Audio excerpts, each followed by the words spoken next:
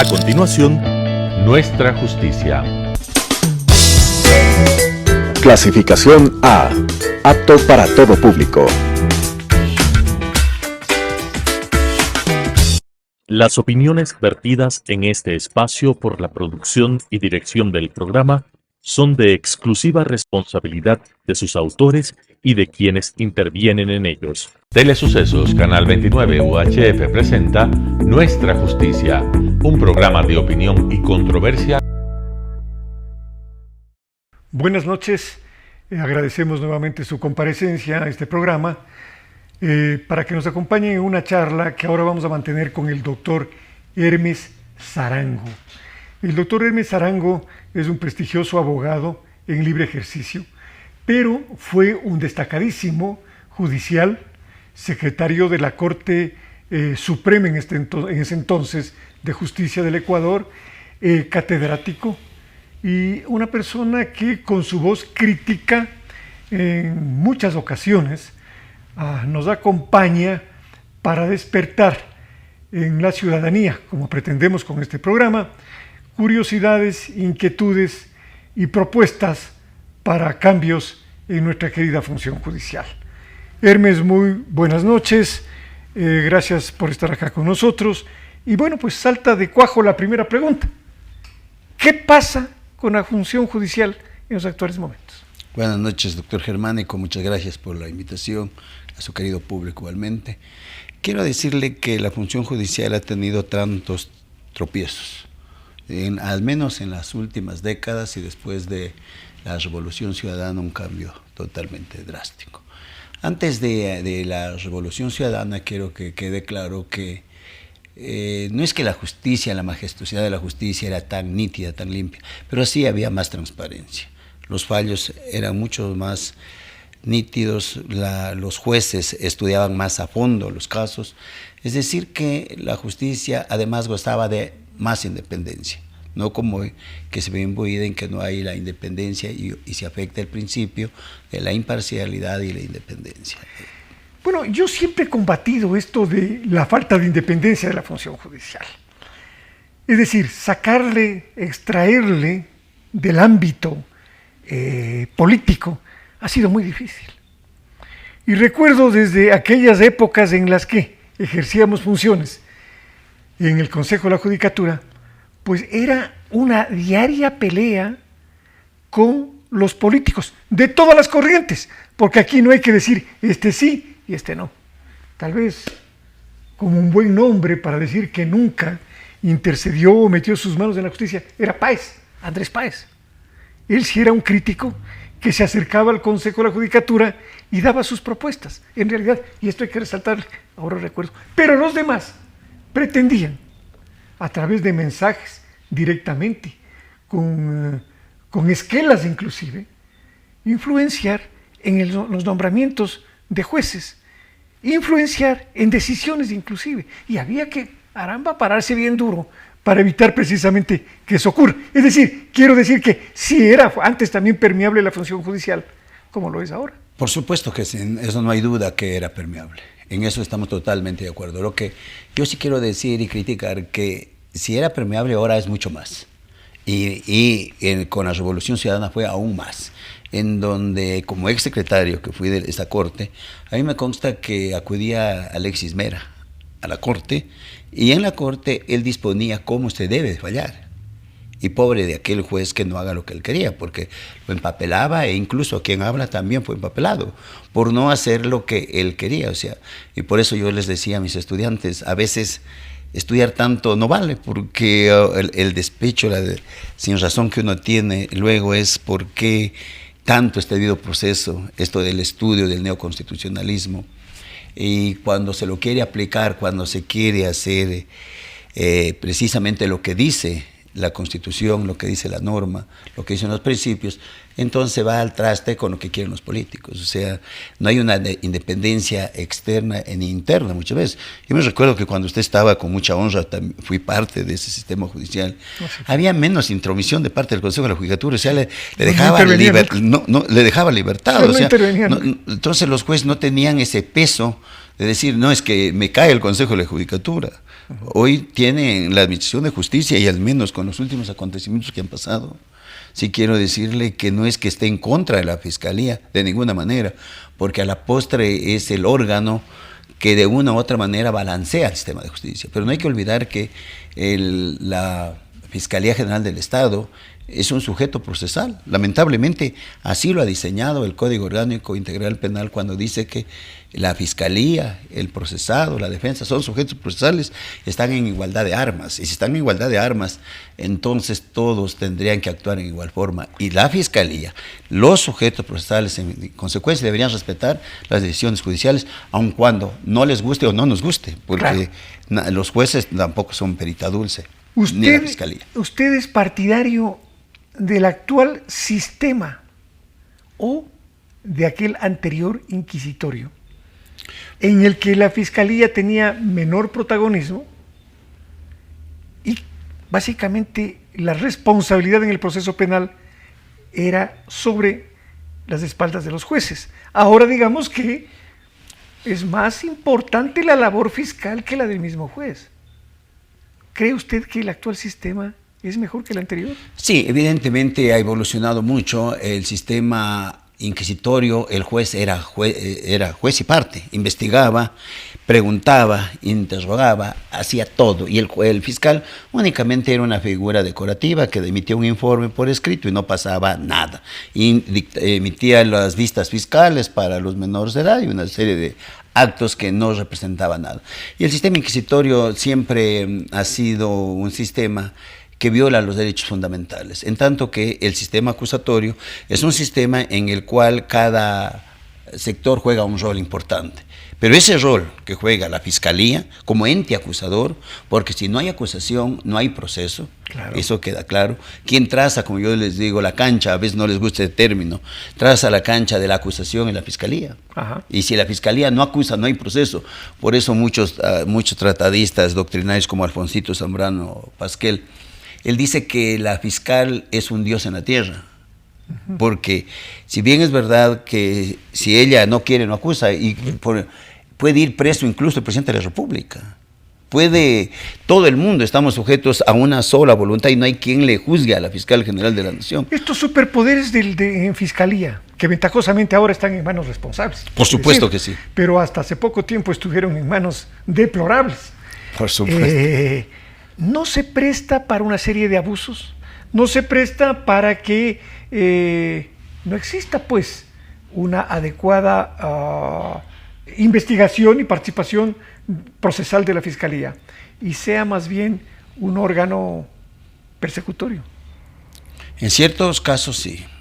Yo no estoy en contra jamás de la fiscal, porque de todas maneras ha hecho un trabajo bastante concienzudo. Muy importante. Muy importante, que ha develado muchos delitos que de cuello blanco que no se investigaban antes, hoy se han investigado. Y no nos atrevíamos siquiera a mencionarlo, ni a toparlo. Hoy en día, en cambio, sí. Se ve que esta justicia, como dice Schutterland, ya no solo es para los pobres diablos, sino que también les ha caído a quienes ostentan el poder y a los de corbata blanca. Pero faltan muchos ahí, faltan otras personas. Entonces, yo sí creo que esta omnipotencia que tiene la Fiscalía debe tener un contrapeso, un límite. Y ese contrapeso en el sistema democrático es el juez. Y es el juez el que debería balancear, pero siempre y cuando se respeten las decisiones del juez, porque si no se respeta al poder del juez, porque el verdadero sistema democrático no está en otras instituciones, sino en la administración de justicia, porque si no hay una administración de justicia que se la respete, que se respeten sus decisiones, no va a haber un Estado de Derecho. ¿Cómo fortalecer entonces el órgano investigativo? Porque de lo que usted nos comenta y de lo que podemos apreciar en el ejercicio diario, pues es indispensable que la Fiscalía cuente con todos los recursos, autonomía e independencia para poder investigar y dar el verdadero resultado, el verdadero producto, como se habla, ¿no es cierto?, en un determinado caso. Porque todos sabemos que no hay ni el número de fiscales, ni hay los recursos suficientes, ni hay los elementos técnicos de ayuda indispensables para que Fiscalía cumpla una verdadera labor de un sujeto procesal, repito, suficientemente robusto, que sus actuaciones pues determinen absoluta o en gran número una certeza en sus pronunciamientos. A ver, yo creo que Fiscalía últimamente sí ha tenido un apoyo estatal. Tiene una policía técnica especializada, tiene un departamento de medicina legal adecuado más o menos al sistema. Yo más vale creo que es quienes operan la Fiscalía. Capacitación. Es capacitación, exactamente, en el escogitamiento de los fiscales y de los funcionarios en general. Que no se escogita a los mejores hombres, a las mejores mujeres, para que sean fiscales, para que sean operadores de justicia. Hoy en día hay la meritocracia, pero es una meritocracia que simplemente por el hecho de tener 20 cartones, 20 títulos, eso no justifica. Antes no se tenía tantos pergaminos, exactamente. Rodrigo Borja fue mi maestro, mi profesor, y jamás yo no le vi que tenía pues un PhD, una serie de maestrías. Y era, perdóneme con el cariño que le guardo al maestro, que años no lo he visto, pero era un verdadero catedrático. Entonces, y si hablamos de muchísimos juristas, no tenían una serie de papeles. Las resoluciones, Osvaldo Hurtado Larrea y Ramiro Borja. O sea, había gente destacadísima. Quiero decirle que las resoluciones eran hechas por ellos, verdaderamente una ciencia. No escribían pues pega y copia como hoy lo hacen. Lamentablemente hay que criticar a la función judicial, que es un lamentable error, que por poner 200, 300 hojas creen que ya han fundamentado una sentencia, cuando es pega y copia de una sentencia a la otra. Eso es lo que atrae malestar a la ciudadanía, porque todos estamos conscientes que la fiscal, su rol es investigar y los jueces administrar justicia. Pero si los jueces dictan una sentencia, aun cuando sea condenatoria, el condenado la va a sufragar correctamente, va a estar consciente, conforme, de que ha sido sentenciado conforme a derecho, porque cree que esa sentencia es justa. Pero si ese sentenciado cree que esa sentencia fue fruto de otras motivaciones, ese sentenciado se va a rebelar y no va a alcanzar el estado de la paz social que tanto se anhela.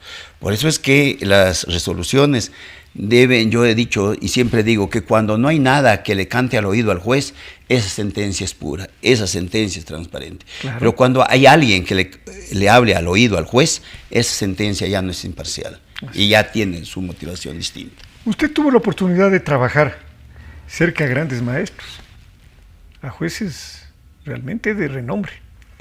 En la Corte Suprema recuerdo nombres como los de el doctor Zambrano, sí, el doctor Romero Parducci, así es, doctor Galarza. Sí, habría que citar nombres de grandes maestros del derecho que ejercieron las judicaturas. Ahora, en realidad, usted dice, llegan con 20 pergaminos, pero con muy poca experiencia, con muy poca capacitación para poder manejar una audiencia,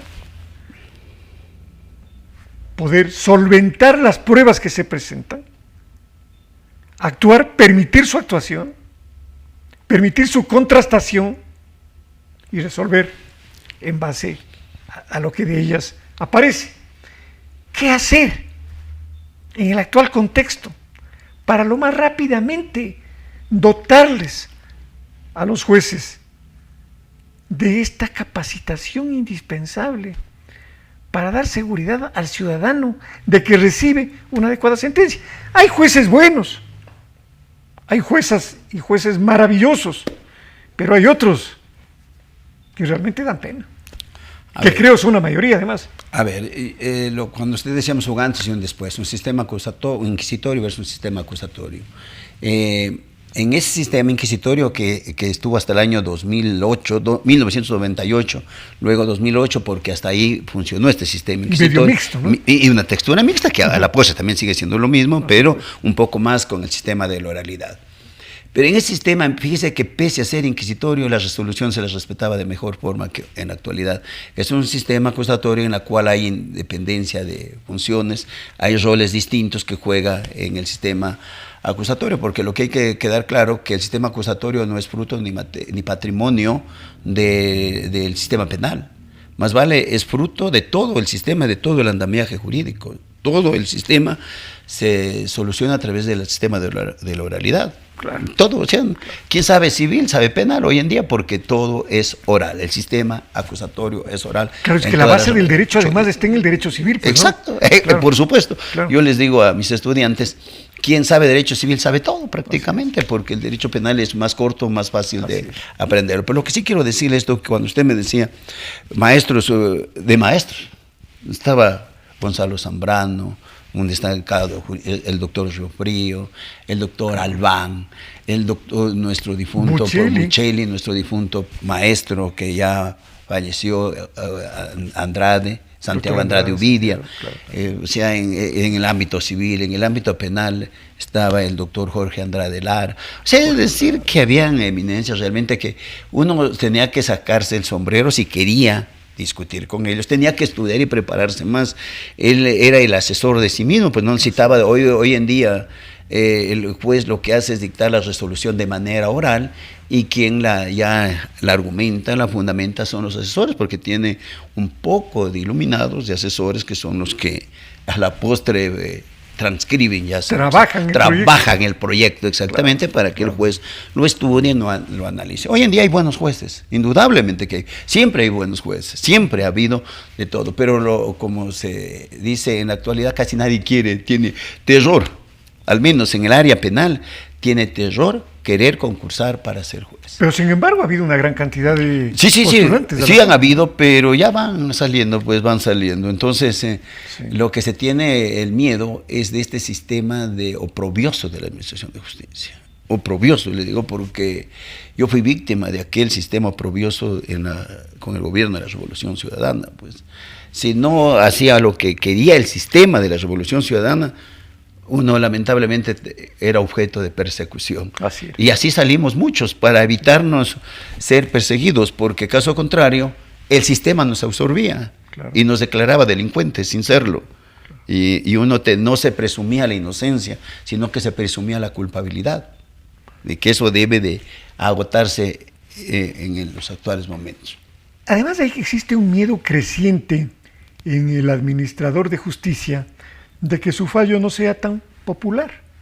Recuerdo hace poco a un presidente de la Corte que salió a publicar su fallo en una entrevista en televisión, haciendo poco menos que el ridículo por quedar bien con cierto sector de la prensa.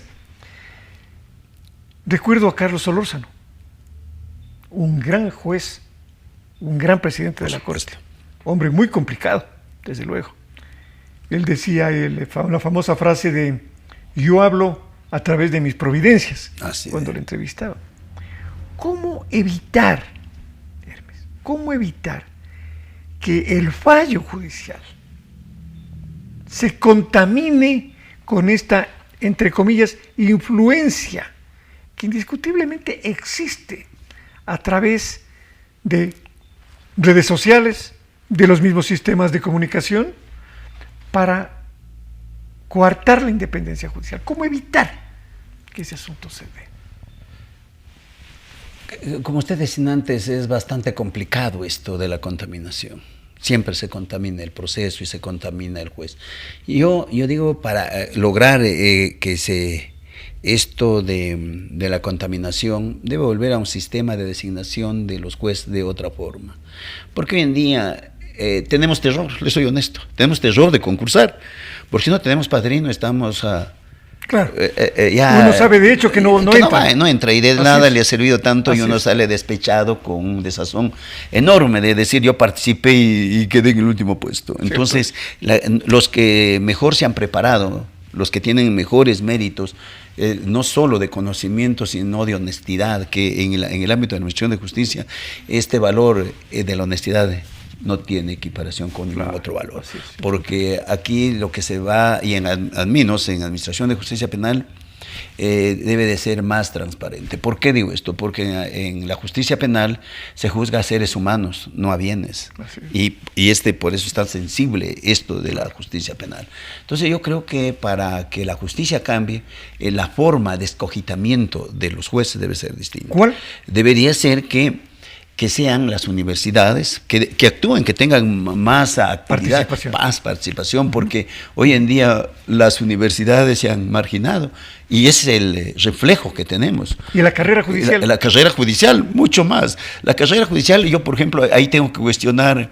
La carrera judicial, como en el ejército, sale desde abajo, pero se va formando. Se va formando. Un juez no se hace de la noche a la mañana. No, pues aquí ahora se ha creado la famosa escuela judicial, pero para ser juez y para ser amanuense, para ser antes antes uno tenía esperanza, decía, bueno, me voy a portar bien desde amanuense para llegar a secretario, luego a ser juez, ir con una experiencia, alcanzar el ascenso tan anhelado.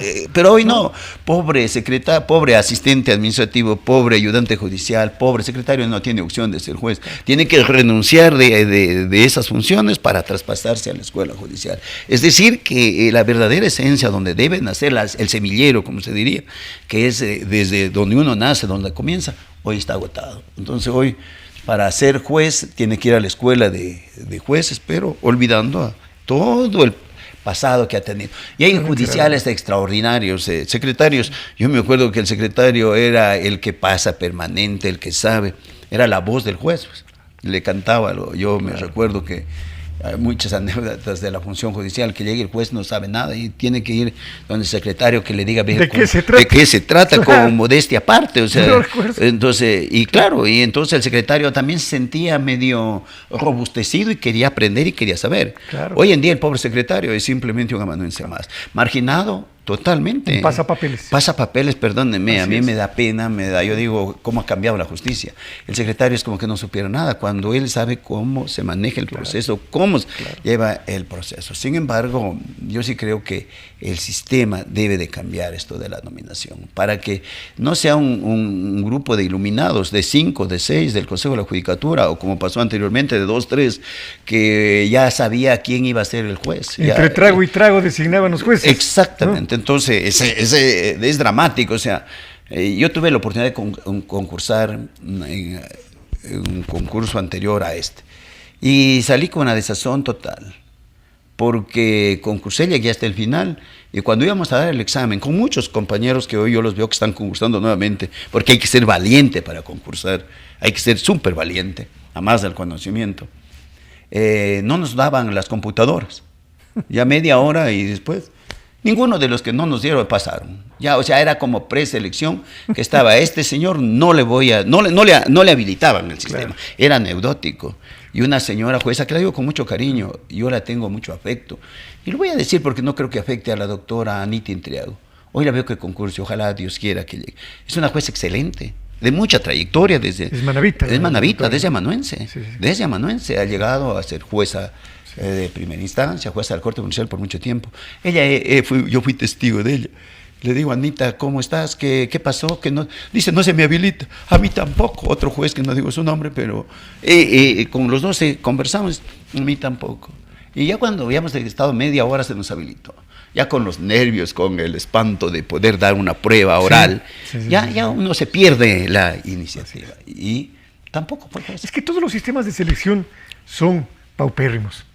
Recuerdo haber participado para fiscal general en el año 2007, creyendo en la pureza del sistema y en la realidad, en la honestidad del Consejo de Participación Ciudadana de aquel entonces. Un fraude. Estos señores eran simplemente mensajeros de la Presidencia de la República y hacían lo que el jefe máximo les ordenaba. Tanto es así que el fiscal general fue su tío, ¿no? Claro. Fue su tío y fue simplemente un instrumento de dominación de ese partido político. En fin, señores, muchas gracias nuevamente por su comparecencia. Hemos tenido el gusto de tenerle acá al doctor Hermes Arango. Espero que en una próxima oportunidad volver a charlar con él y con otros magistrados para que nos sigan conversando los problemas y dando soluciones para nuestra querida función judicial. Buenas noches. Las opiniones vertidas en este espacio por la producción y dirección del programa son de exclusiva responsabilidad de sus autores y de quienes intervienen en ellos. Telesucesos Canal 29 UHF presentó Nuestra Justicia, un programa de opinión y controversia con la conducción del doctor Germánico Maya.